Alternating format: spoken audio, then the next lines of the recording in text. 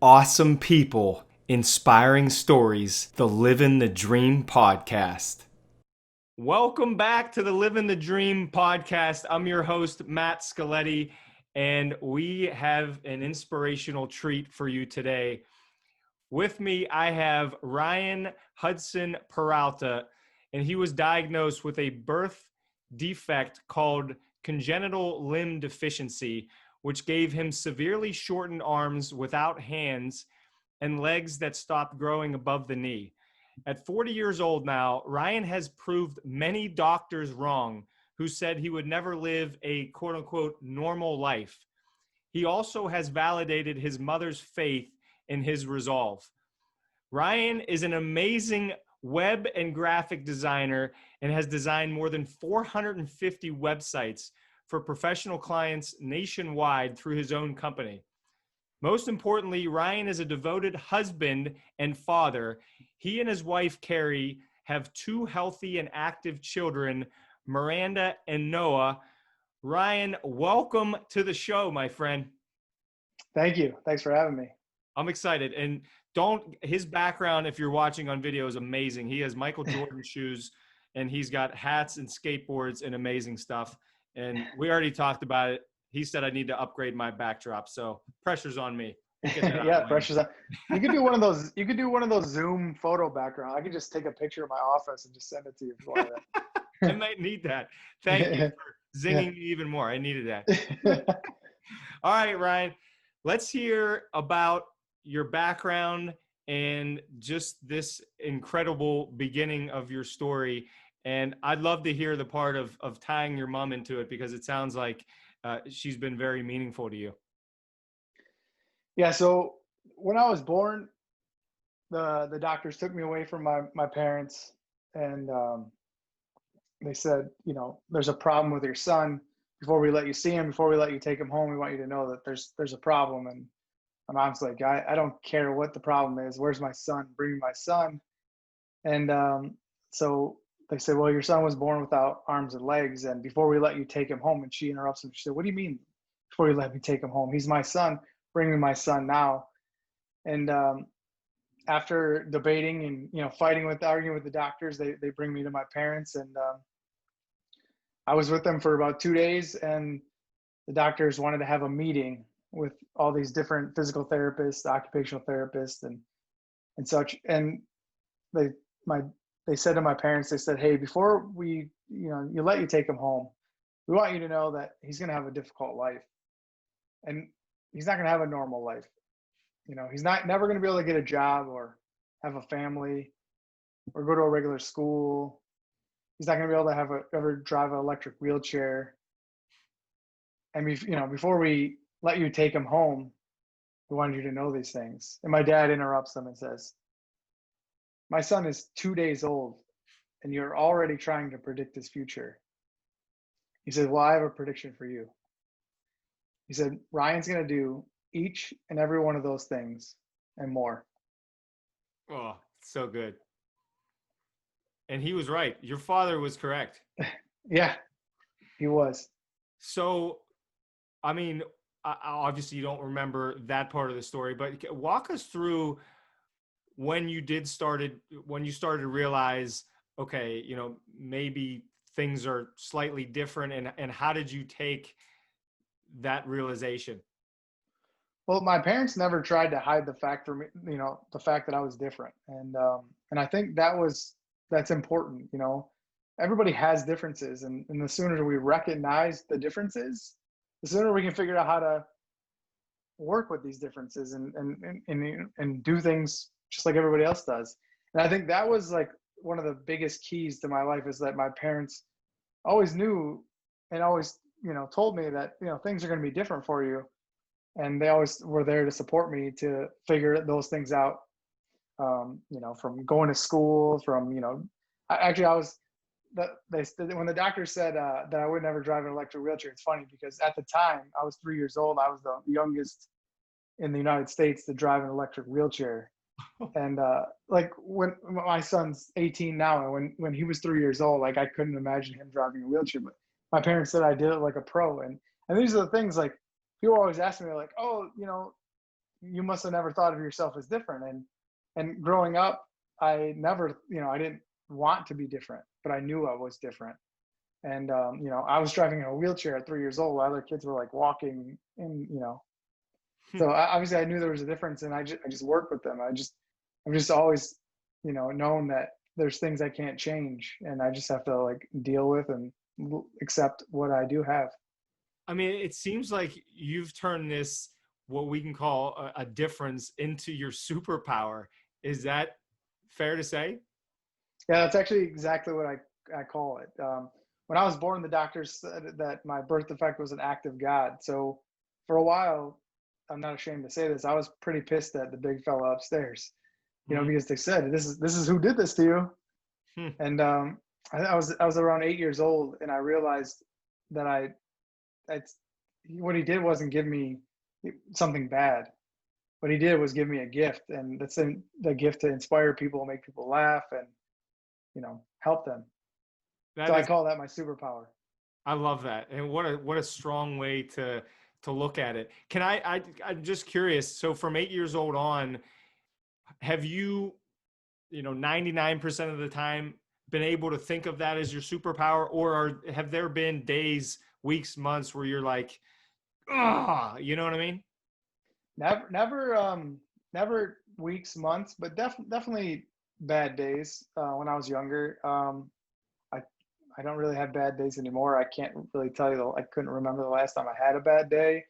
Maybe they're like bad minutes, bad seconds. I always tell people, everybody, something happens to you on the, in a day, and that, maybe you get a flat tire, and you're on your way to work, and you tell yourself, oh, today's gonna be a bad day.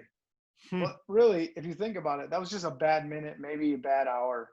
But if you keep telling yourself this is going to be a bad day, well, that bad minute, that bad hour turns into 2 hours, 3 hours. Because it's a bad day, it's a bad week, it's a bad month, it's a bad year. Like, the sooner you can get out of that negative thinking and realize, hey, that flat tire, yeah, it's flat, it's a good pain in the butt, but it could be way worse.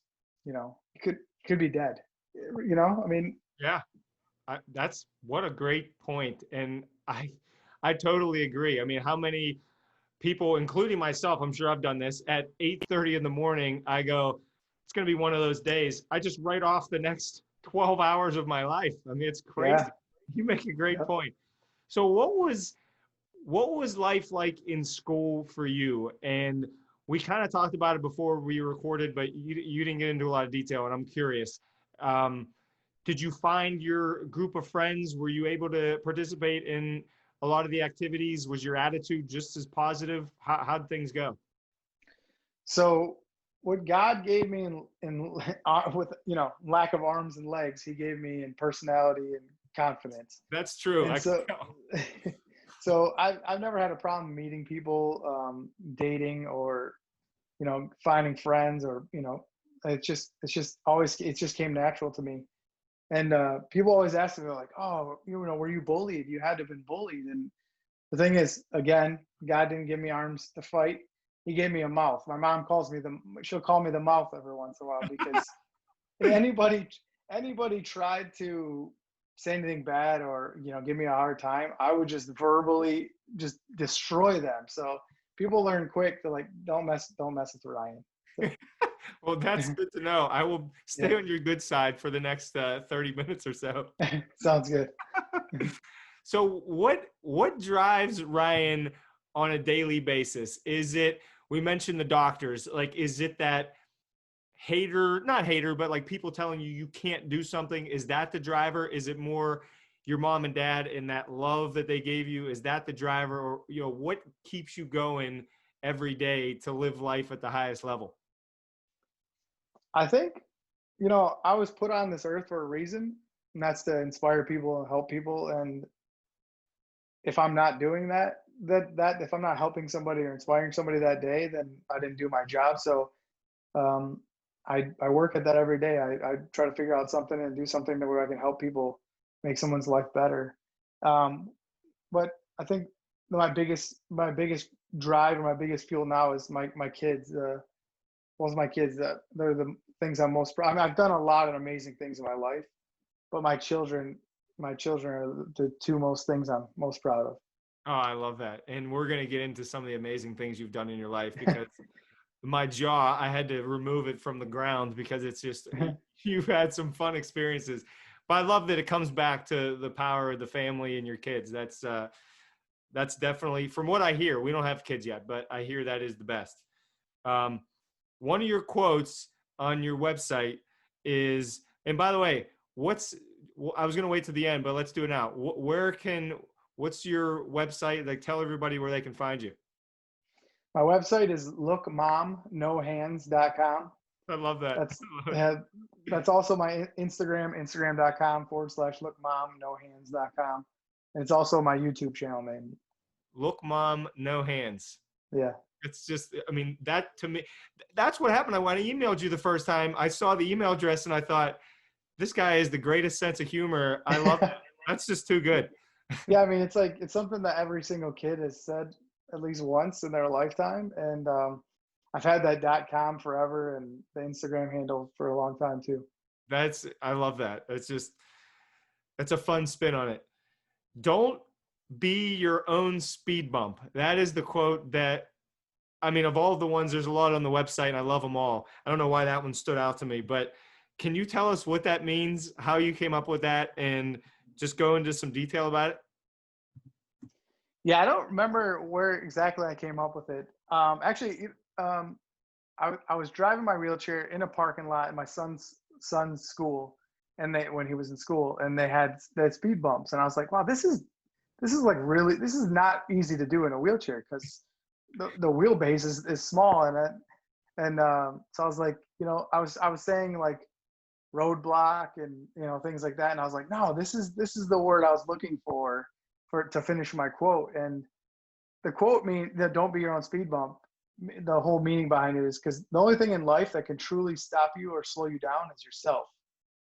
Nobody else, nothing on earth can stop you or slow you down. And I think like I'm a poster child for this saying, because if people say, hey, this slowed me down, or I can't do this because I'm missing an arm or I'm missing a leg, like, really, man, you can do anything you want. And the only, like I said, the only thing that's going to stop you or slow you down is yourself. So don't be your own speed bump. I love that. I love it. And for everyone listening and watching, I hope you take that away and write that down, because I think a lot of us can use that in our own lives. I mean, that's the big fear, or the big opponent is ourselves. I think that's so true and so powerful. Okay.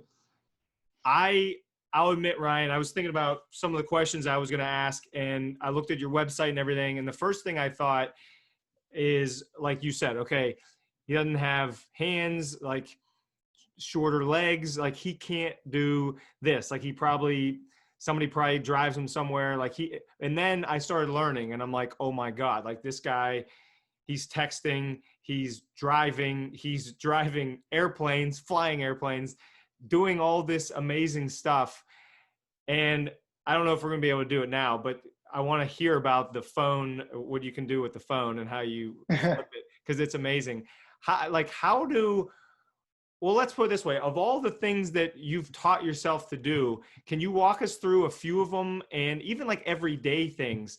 And were you just so persistent that you figured this out? Or, walk us through some of those either daily activities or more exceptional things that you've done.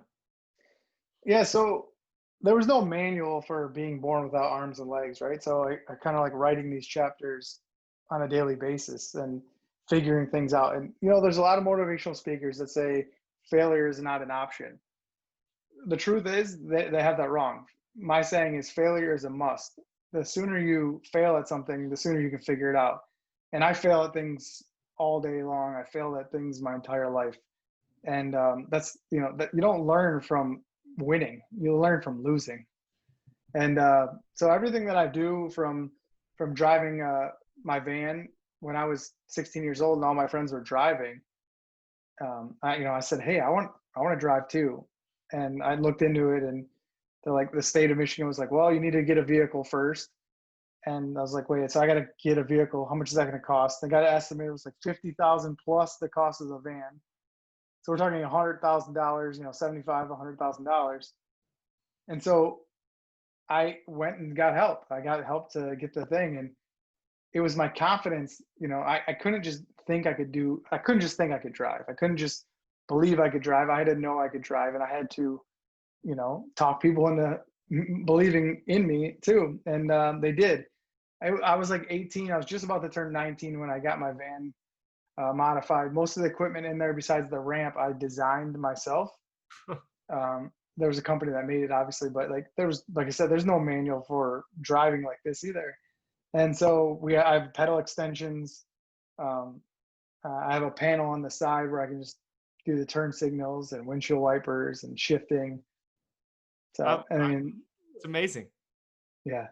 So and that was all your creativity. I didn't even know that. I thought somebody did all this and said, Ryan, here you go. It's whatever it costs. You actually figured out how to make this work. Yeah, they had no idea how to get pedal. They have pedals extensions, but they're like for maybe people that are much shorter, maybe a little person. But I don't have any knees, so my pedals had to come all the way up to me, and so they didn't have anything like that. So I designed that. They had a panel, like a small shifting panel that other people use that have disabilities, but nothing like as crazy as the panel I have in there. So I pretty much designed all that. That's amazing. Outside of the vehicle, what's been, let's call it a daily activity that was the biggest challenge, and which one are you like most proud of now? This is funny. People always ask me like, so I have a full-time job. I work for Rocket Mortgage, and people always ask me, they're like, hey, what kind of special equipment do you use to work? And I was like, oh, come in, I'll show you. And I bring them to my desk, and I have a regular mouse, regular keyboard. And they're like, you just use the same stuff that we use? I'm like, yeah, I just use the same thing. So really the only thing that I use at work that's special equipment, and it's actually not special equipment, is a bidet toilet seat. Because I can't wipe my own ass.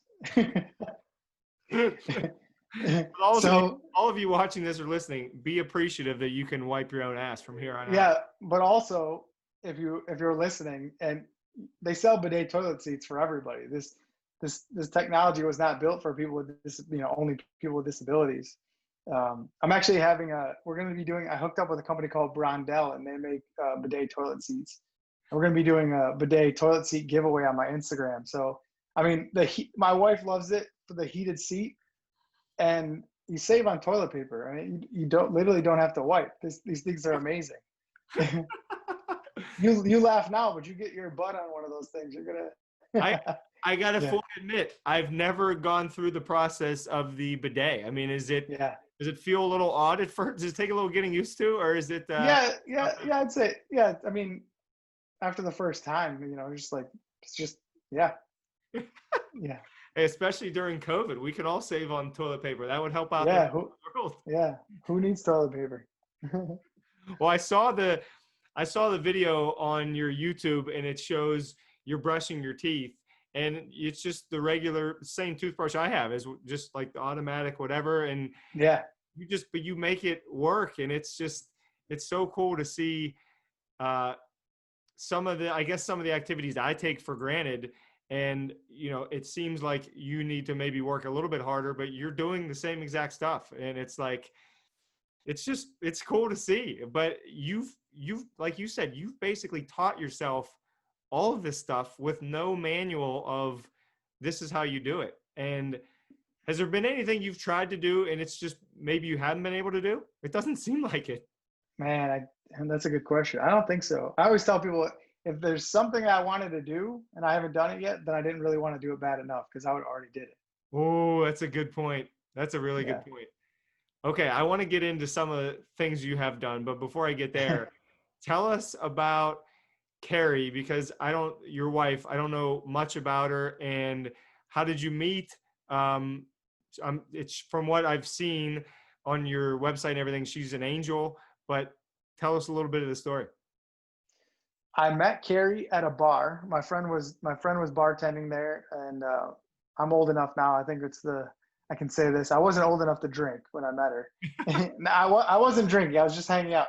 But I met her at a bar, and I was with my friends, and I at the end of the night, I told my friend, I said, this I'm gonna marry her. And they're like, whatever, Oh you're my crazy. Yeah. And so I got her phone number. I called her. I did the back then. I did the 3-day rule, and she was like, why didn't you call me? And I was like, oh, I was waiting the 3 days. And she's like, whatever. She's like, my mom knows you. And I was like, wait, what? And she's like, yeah. I was telling my mom that I met you, and that you have no arms and legs. And she said that when you were younger, used to draw these greeting cards. I drew these greeting cards because I knew in the future I was going to have to raise a crap ton of money to be able to buy a van, modify a van for me to drive. So at 12, 13 years old, her mom actually bought one of my greeting cards. And Carrie's a little bit older than me. Carrie was in the military. Carrie's mom mailed her one of my greeting cards. And she's like, I have this greeting card. I went up to my attic and I found it. And there's a picture of you on the back when you were a kid. She's like, how crazy is that? And I was like, yeah, that's pretty crazy. Wow, that is Yeah. unbelievable story. Yeah. Yeah. So then you started dating right away? I mean, you were clearly right in what you said. Yeah. Yeah. So we started dating, and then I think it was maybe a year later, maybe not even a year, we moved in together. 6 months, 8 months after that, she got pregnant with Noah, and the rest is history. Oh, that's so good. Yeah. I must admit, I'm a little bit jealous that you don't have hands and you draw 50 times better than me. It's pretty true. I must Yeah. admit, Thanks. I'm a Thank you. horrible drawer, and I saw some of those videos. Do you still draw? Because I saw some of the pictures and it's pretty impressive. Most of the drawing I do now is on the computer, but yeah, sometimes I have a friend. He owns a vintage clothing store in Michigan, and he was like, Ryan, I really want you to tattoo me. And I'm like, I never tattooed anybody. He's like, he's crazy. I love him, but he's like, listen, he's like, I'll buy the tattoo gun. He's like, you use it at your house, practice on. They sell this like fake skin stuff. So I just got it last weekend. I'm gonna work on it this weekend and practice, and I'm gonna tattoo him. So I'm adding tattoo artists to the list of. Add it to the resume. Yeah. All the things you can do. It's amazing. I mean, that's so cool, and it's cool that he wants you to do it. It's quite an honor. Yeah. Oh, Yeah, I for love sure. this. Okay, so you graduate high school. Walk us through, because clearly this guy's done motivational speeches in front of massive audiences, big and small audiences, but a lot of big ones. How did you get into the speaking world? And tell us about maybe your favorite speech that you've given. I started speaking in high school, Oh, wow. and yeah, I remember the first time I was asked to go to Fox Studios. It's a local news station here, and they're like, yeah, there's gonna be a few hundred media students, journalism students from high school, colleges, and so I get up there and I ride the ramp and get up on the stage, and I look, and there's like probably 2,000 people in this room. Oh my God. and, and I was nervous, but I was like on a panel, and I kind of like, the longer I was up there and the more I spoke, the less nervous I was. And so I was like, yeah, this is what I want to do. I want to be a speaker. And so when I met Carrie, I was actually pursuing it. I was doing talks around that time. And then Carrie has a daughter, Miranda. And when Carrie and I started dating, you know, Miranda's like a daughter to me. Miranda's always been a daughter to me. So I told Carrie that I was like, I want to be Miranda's father. And so, and then she got pregnant with Noah, and I was like, I want to be here for my kids. I want to see them growing up. So I pushed the whole speaking thing to the side, and I was like, I'll do it once in a while, but I'm not going to pursue that until, because I knew people that spoke and they were gone all months out of the year, and I didn't want to do that. So I was like, when the kids get a little bit older, that's what I'll do it, and when they can travel with me, and so for the past couple of years I've been slowly getting back into it. Now Noah's 18, Miranda's 25, And yeah, it's definitely things I want to do. I speak at an event in Detroit called Isms Day for Quicken Loans, Rocket Mortgage, and I get up there and I speak with Dan Gilbert, the owner of the Quicken Loans and the owner of the Cleveland Cavaliers. And you asked about one of my favorite talks.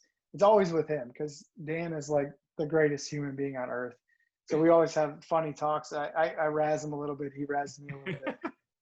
But I remember the first time he saw the video of me flipping my phone into my shoulder from my feet. He said, will you do it in front of everybody? And I was like, no, I'm not going to do it. And so he got everybody cheering, and I was like, fine.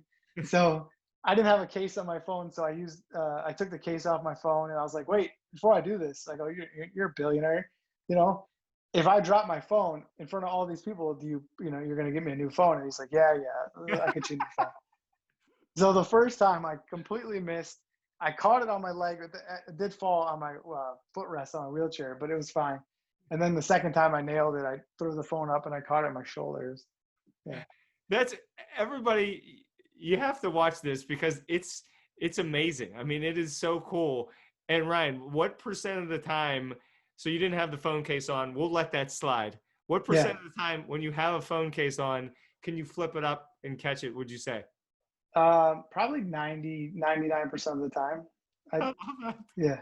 You probably drop your phone less than I do. Yeah, it's funny because sometimes I won't have shoes on and I'll carry my phone on my foot, and then people were like, they'll like jump and like, oh, you're gonna drop it. I'm like, no, and then I think I honestly, I think I probably do drop my phone less than most people with hands. I'm sure you do. Yeah. So Dan Gilbert, for those that don't know, as you said, I mean, this is a mega billionaire, is the owner of Quicken Loans. I mean, extremely successful guy. From what I heard before we started recording, one of my idols and guy that I've been to events is Tony Robbins. I'm just a diehard fan. I love his work. And I find out that Ryan may know of Tony Robbins in some very unique way. Do you want to tell us the story? Because while I love the story, it also makes me a little bit jealous that I have not met the guy, but go ahead. Yeah. So a friend of mine, he owns a hat company in California. It's called Melon. And my son and I were out I think we were having, it was lunch or breakfast, whatever. I don't know why that matters. Sometimes it matters to me kind of because I'm hungry right now. Oh, that's so we were having lunch, and he said, Ryan, he's like, do you know Tony Robbins? I said, yeah, my mom used to listen to his cassette tapes all the time. Yeah. He's like, no, do you know him? I'm like, of course I don't know him. Who knows Tony Robbins? He's like, oh, I know Tony Robbins. I'm like, really? He's like, yeah, when I get home, I'm going to shoot his assistant an email and link you guys up. And then I think it was maybe a couple weeks later, I got an email from Tony's team saying, hey, Tony wants you to come to Florida, be his guest for UPW.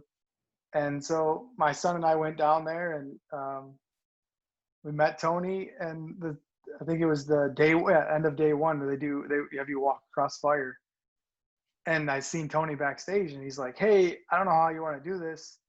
If you want to do it at all, he's like, we have people that'll help you. He's like, you can just ride your chair on the side. And I don't know what the hell I was thinking, but I said, Tony, I walk on fire every day. I said, I'm walking on this fucking fire. And then afterwards I was like, what the hell? How am I going to do this? And so we get outside, and I see the fire, and I'm like, oh shit. And a couple of his guys, one of his personal trainer and fitness guy, he's like, hey, let us know. We'll do whatever you want. And he's like, I got somebody else to help. And I said, hey, okay, one of you guys hold my right arm, one of you guys hold my left arm, and just, guide me over the fire, and I'll take as many steps as I can. And sure enough, I get down off my wheelchair, and I always tell the story. I was like, I get down off my wheelchair, and I'm standing up. Have you walked across fire? I sure have. Okay. Yeah. Okay. So you're on the cool moss, right? Yeah. And you're thinking cool moss. And Tony gets down, and he whispers in my ear, and I always tell people, I'm like, honestly, I don't remember what the hell he said because I was so in the zone and just ready to go. And so I did it, man. I walked across fire. Like I tell people all the time, like I can't walk, but I literally walked across fire. And it was a moment that it's so dark out there, you can't really see. I have video, but it's just you see like flames and like a shadow of me. But it'd have been really cool to have that recorded. Oh, that's so awesome that you did that. And you didn't just do that. I mean, the relationship with Tony Robbins went beyond that, correct? Yeah, so I don't know what day it was, day of the event, but Tony has like this dance thing where he has brings people up there and people dance, and I got up on stage and I danced and to Michael Jackson, Michael Jackson. I don't, it wasn't Thriller. Anyways, it was a Michael Jackson song, and it was fun. This is And so then so Tony invited me back to Date with Destiny, which was like a month after that, and I got to hang out with Tony a little more, and I got to speak a little bit. And Tony's great, man. He's a machine. I mean, you know him a lot better than I do, but what I know is he's a machine too. But that's Yeah, I mean, you just have such inspiring and incredible people around you. And I think that's awesome as well. This is the whole story just blows my mind in the best possible way. Uh, so you have, you have great relationships with these big wigs, these successful people. What advice do you have, Ryan, for clearly we're in the middle of, this pandemic crisis, everything going on. What advice do you have for people that are struggling right now and just, say, what can I do? This COVID's going on. I'm scared to death. Do you have advice for people that are going through difficult times? well, just know that it could be worse. I mean, my grandma taught me this at a really young age. Like everything, we'd say something to her, she'd be like, "It could be worse." Then you get thinking, like, as a kid, you're like, "Yeah, it could be way worse." And even my disability, it could be way worse. I could have been born without a head. And so I tell people, like, people were like, "That's not possible." I'm like, "I'm being a smartass," but the whole point is, it could be worse. And no matter what's going on in your life, if you always remember that it could be worse, and stop focusing on the negative things, the things you don't have. Focus on the things. The only time I tell everybody all the time, I said, I thank God every single day for not only the gifts that God gave me, but the gifts that He didn't give me, because it's the gifts that He didn't give me that made me who I am today. Mm. And when I start having a bad day or start thinking negatively, I always start working on and start thinking about gratitude and being thankful for the things I do have, because man, I mean, people have so much. Someone was talking the other day about somebody with they're blind and they can't see, and um, they're unable to walk now. And I was like, this is why I don't complain. This is why I have no room. You won't hear me complain. Like, people have it worse off than me, and there's no reason for me to complain. So people that with arms and legs and hands and able to do whatever, like, shit, you're complaining about something, give me a call.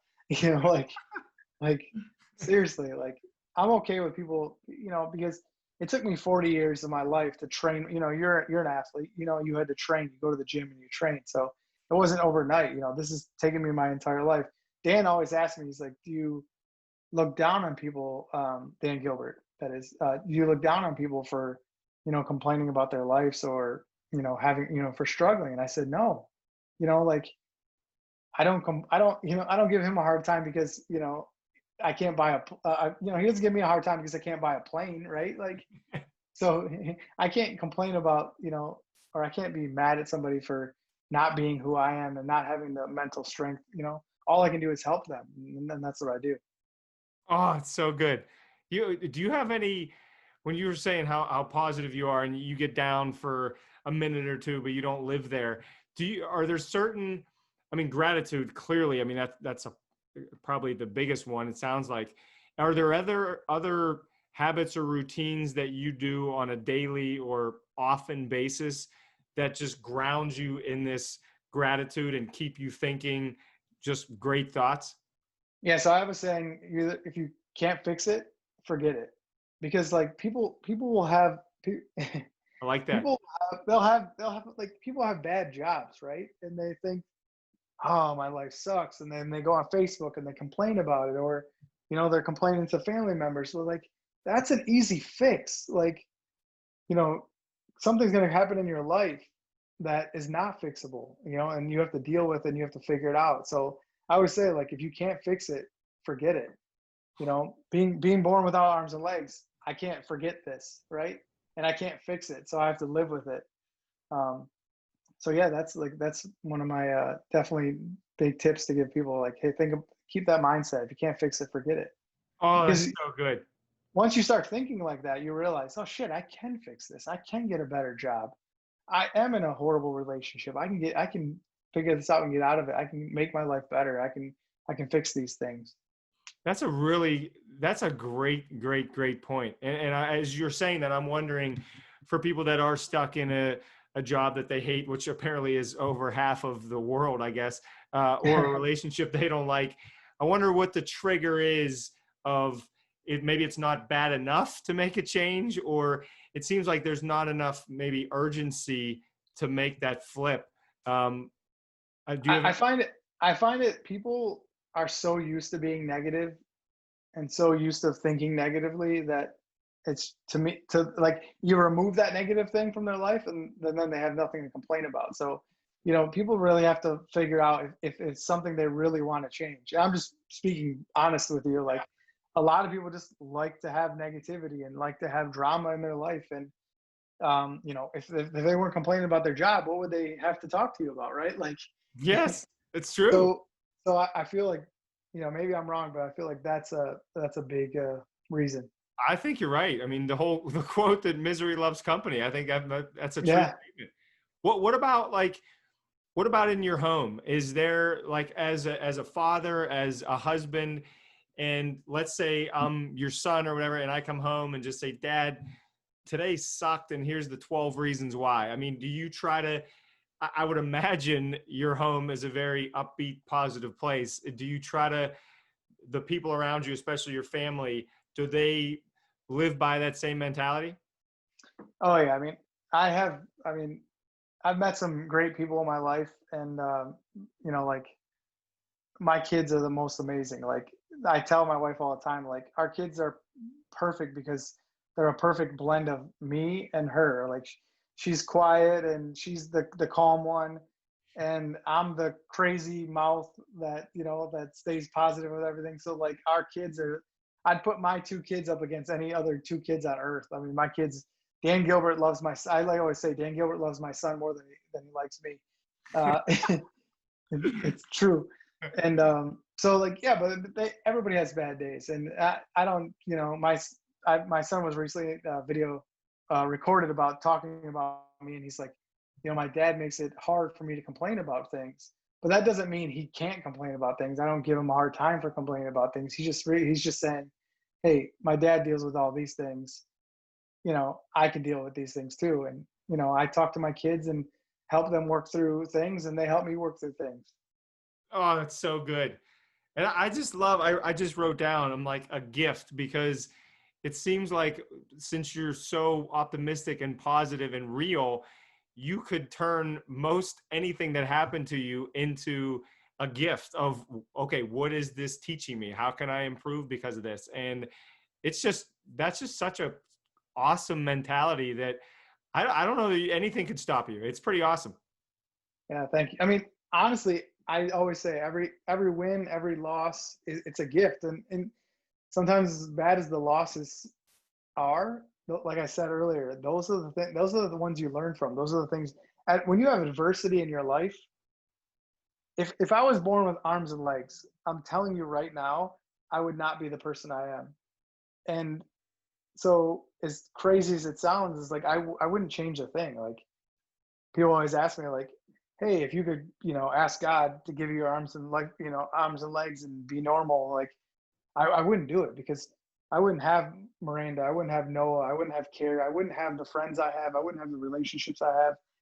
So like everything you have in your life, if you start thinking of it as a gift, then you get things from gifts. And everything. I mean, from the air I breathe, I'm thankful. Everything's a gift, and yeah.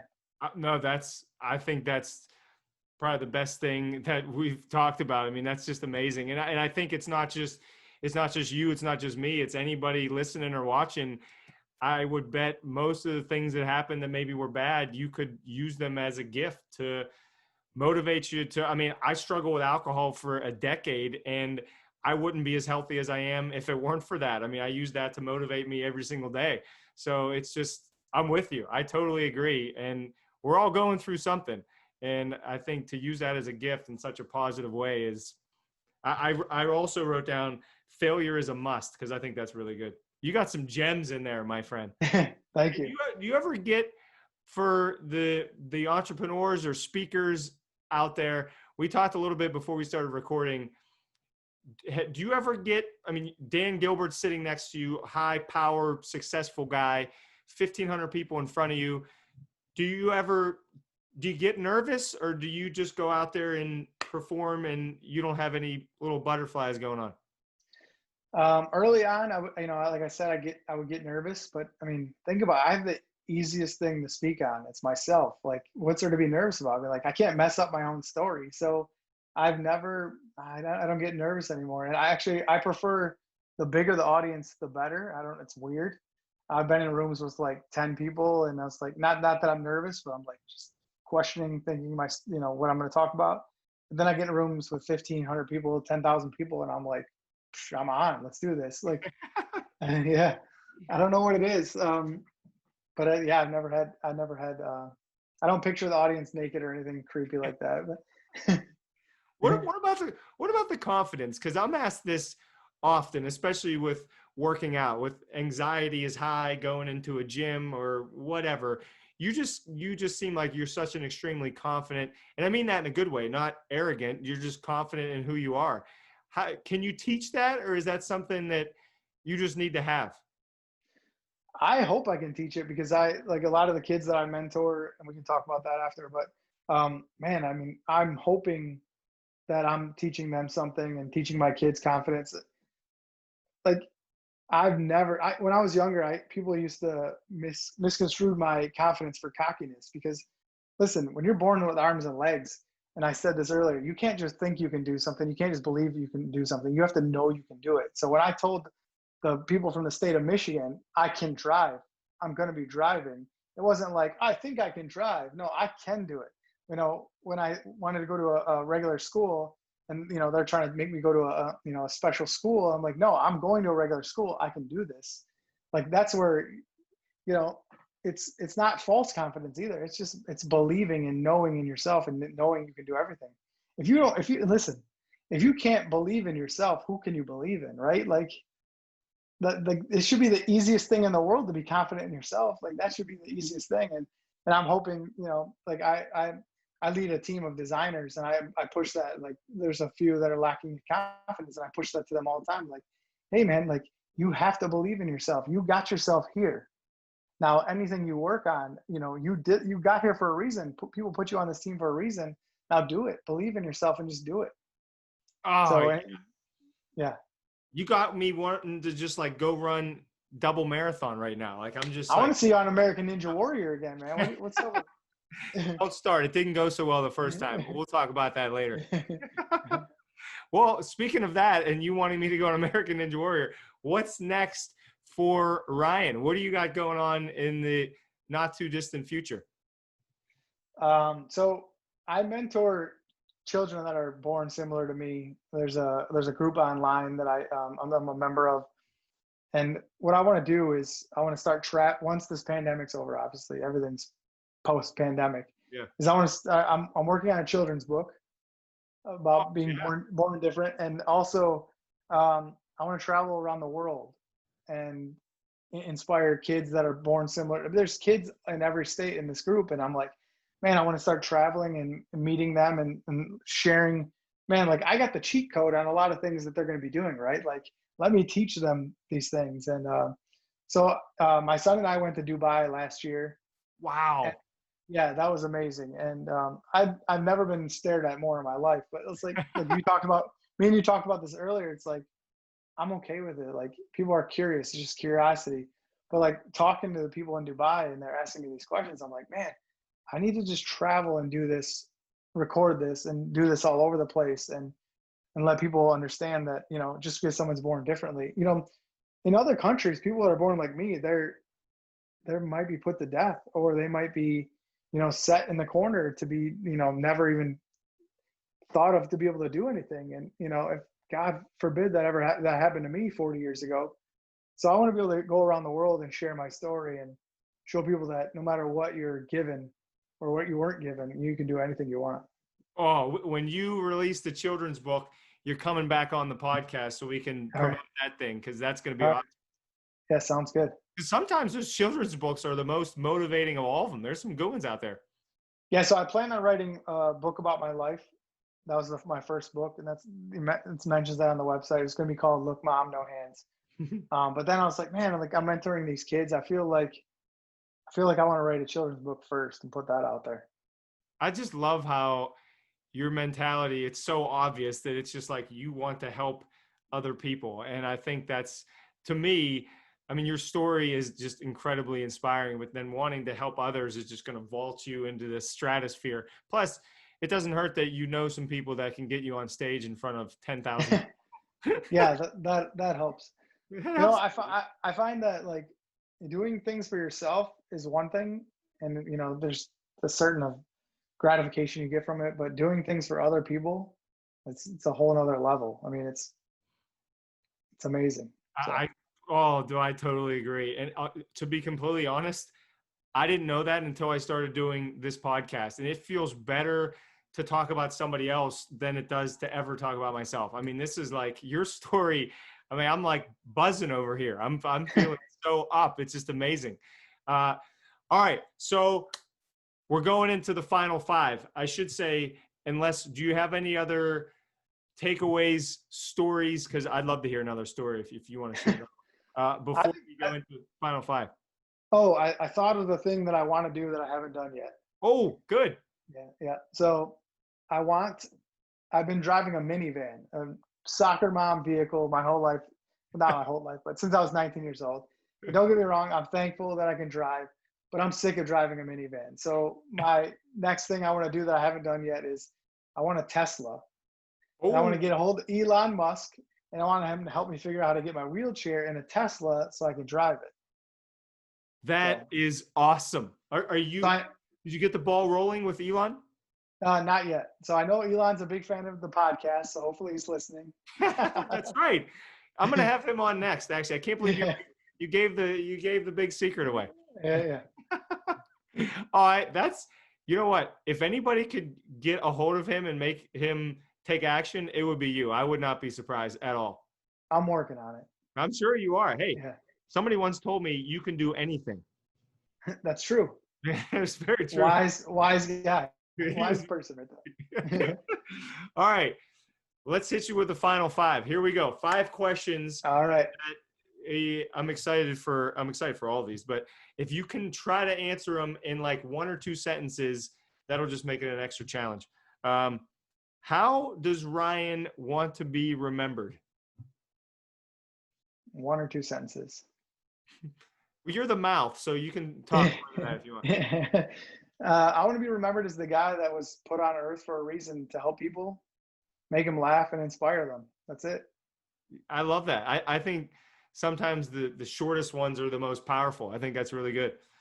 What are you, and we've talked about this at length, which is great. What are you most thankful for of everything that you have going on in your life? I'm most thankful for my wife and my 2 kids. By far, like that's the greatest gift the world's ever given me. It's so good.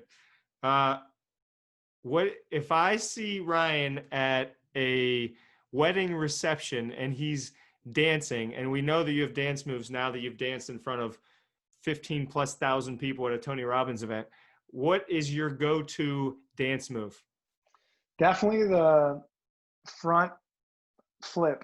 I was gonna say like a somersault, but it's not. It's just a front flip. Yeah.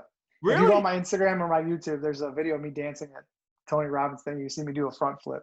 Oh, I haven't. Of all the things I saw about you, I did not see that. I got to see that. Yeah. All right. I'm going on your Instagram after this is over. I'm checking that out. Okay. I'm so curious as to this question, because it seems like there's an obvious answer, but I'm excited to see where you're going to go with this. What's the biggest obstacle you've overcome? Probably driving. Driving, or man, I guess maybe the job thing. like early on, job hunting was, I would send design work to companies and they'd be like, oh yeah, we love your work. Come on in. And I'd meet them face to face and I might as well showing up without a head because it was just like, oh, sorry, this is not going to work out. And I'm thinking, okay. And I realized early on, like, hey, I'm going to do my own thing. I don't need another company. So I did freelance for a long time. And then I started working for the US Army as a civilian employee.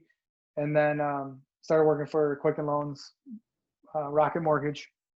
And I've almost been there for 7 years. So like just conquering the job, getting the job and proving people, and that's the thing. The biggest obstacle, honestly, and it's related to the job is getting people to realize that I'm just like anyone else, like getting people to see past my disability and see who I am. And that's been the biggest obstacle my entire life. Yeah, that's a good point. And I didn't know that about going in and in interviews, job interviews. And did you feel kind of like they were looking at you like, hey, you don't belong here? Is that the feel you got? Absolutely. Like, oh, how are we going to take care of him? How's he going to do this? And the truth is I would beat any of their web designers or branding designers in a project, like time wise for sure. Like I'm faster than most people. So, and that was just the thing. And then, when I worked for the US Army, that was actually a over the phone interview. So that worked out good. And then when I went to Quicken Loans, it was just like, hey, they saw me as a talented designer, and that's how I got that job. Oh, you have the last laugh. That's for sure. Yeah. I think maybe you should send them an email back at the places that shut you down and said, hey, here's some examples of my work. You're right. Yeah. 450 websites that I've designed. Yeah. The last one is, who is your hero? Who is my hero? Dead or alive? Yes, absolutely. It doesn't even have to be somebody that you met. Dead or alive, anybody.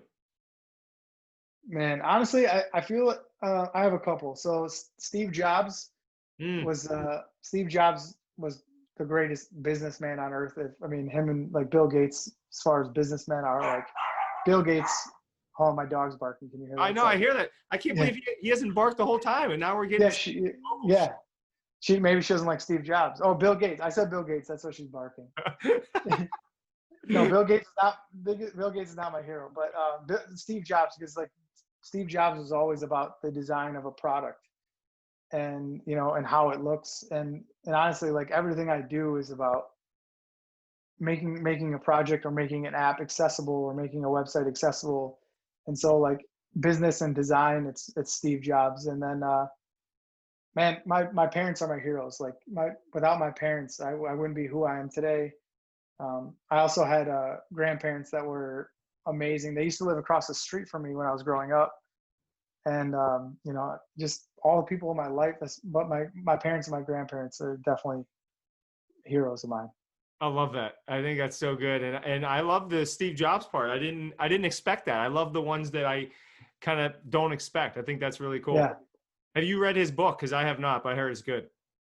So interesting story. I've only read 2 books, officially 3 books maybe, my entire life. When I was growing up, it was very difficult to there was no audio books or PDFs or Kindles then. So like holding a book and flipping the pages was difficult for me. So in high school and school, it was always Cliff Notes, but I read 3 books, 2 books officially. I don't think I read so I read Indian in the Cupboard when I was a kid. I don't know if I know that one. You got to check that one out. It's a kid's book. It's not a kid's book. It's like a tween's book. It's about a kid who has toy figurines, and he puts them in the cupboard and they come to life. It's pretty. Oh wow! They actually made a movie about it in the 90s, I think. And then the other 2 books were Catcher in the Rye. Oh yeah. And How to Win Friends and Influence People. Oh, that's one of my favorites. Dale Carnegie. Yeah, Dale Carnegie. Yep. Carnegie. Yeah, someone gave my son the book for his graduation. I went in his room the other day and I was like, I didn't know you were reading this. He's like, not yet, but he's like me when it comes to reading. But yeah, that book is amazing. I actually, I took a class when I was working for the Army on How to Win Friends and Influence People. And that was like the 30s or 40s when he wrote that. But that's like the best book ever for like learning how to talk to people and dealing with people. And that, if you haven't read that book, you need to. I couldn't agree more. I hadn't read many books in my life up to that point. That was one of the first ones, bigger books I read too. And I agree. That's a, well, and to stand the test of time, like you said, for 80 plus years. I mean, that's crazy. Yeah. Okay. So I know you said it before, but just remind us again, best ways for people to connect with you on social media or website or whatever way is best. If you go to Instagram, my handle is Look Mom No Hands. Same as YouTube. And then my website is lookmomnohands.com. We got to get some people on board because I need to see this flip. I wish I would have seen Yeah. it before before we came on, but that's okay. Yeah. Well, Ryan, I appreciate your time. Thanks for taking a few minutes out of your day. Thanks for showing up my backdrop. I'm going to ask you to send me that picture later. And you're just I couldn't wait to talk to you, and you didn't disappoint. You're just an inspiration, and I hope we stay in touch for a long period of time because Absolutely. you got me all juiced up, my friend. All right. Thanks, Matt. Thanks for having me. I appreciate it. Oh, you're My welcome. pleasure. Thanks.